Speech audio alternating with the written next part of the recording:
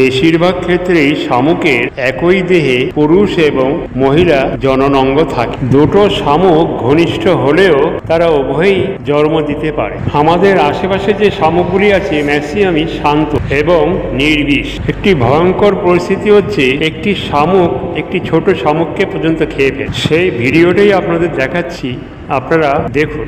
বাদিকের শামুকটি মাঝখানে ছোট শামুকটিকে গিলে নিচ্ছে। তবে সব শামুক কিন্তু এইরকম নয়। অনেক শামুক আছে যারা শাক পাতা খেয়েই বেঁচে থাকে। আর বিষাক্ত যে শামুকগুলি সেগুলো গভীর জঙ্গলে অথবা সমুদ্রের গভীরে অনেক জলের তলায় থাকে। আমাদের ভয়ের কোনো কারণ নেই, কারণ এগুলো আমাদের আশেপাশে খুব একটা দেখা যায়। এইভাবে সমুদ্রের গভীরে বা গভীর জঙ্গলে আরও কত রকম প্রাণী আছে, মানুষ আর কতটুকু জানতে পেরেছে?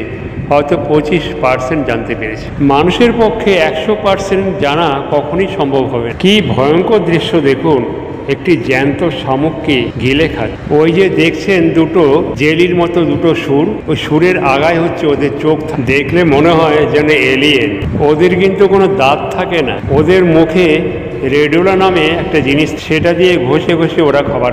একটি শামুক অপর একটি শামুকের সাথে মিলিত হতে পারে, তখন দুজনেই কিন্তু জন্ম দিতে পারে। অর্থাৎ এক একটি শামুক নিজে নিজেই মা এবং বাবা। কিছু ভিন্ন হলেও বেশিরভাগ ক্ষেত্রেই এই জিনিস দেখা যায়। দেখুন, দুটি বাচ্চা শামুক নিজের প্রিয়জনের সাথে খেলা করছে। বাচ্চাগুলি যেন মা বাবার কোলে উঠেছে, খুব ধীরস্থির ভাবে একে অপরের দিকে এগিয়ে যাচ্ছে। আবার অনেকে আছে ঘরে এই শামুক পোষে। দেখুন, এই মহিলাটি নিজের ঘরে শামুকটিকে কি সুন্দরভাবে হাতের মধ্যে নিয়ে আদর করে। শামুকটিও ওর সুর দিয়ে মহিলার নাকে ওর সুরের মাধ্যমে আদর। অর্থাৎ ছোট জীব হলে কি হবে, ওরাও ভালোবাসা বোঝে। ভিডিওটি যদি আপনাদের ভালো লাগে আমাকে সাবস্ক্রাইব করে আরো বেশি করে উৎসাহিত করবেন। ভিডিওটি দেখার জন্য আপনাদের অশেষ ধন্যবাদ।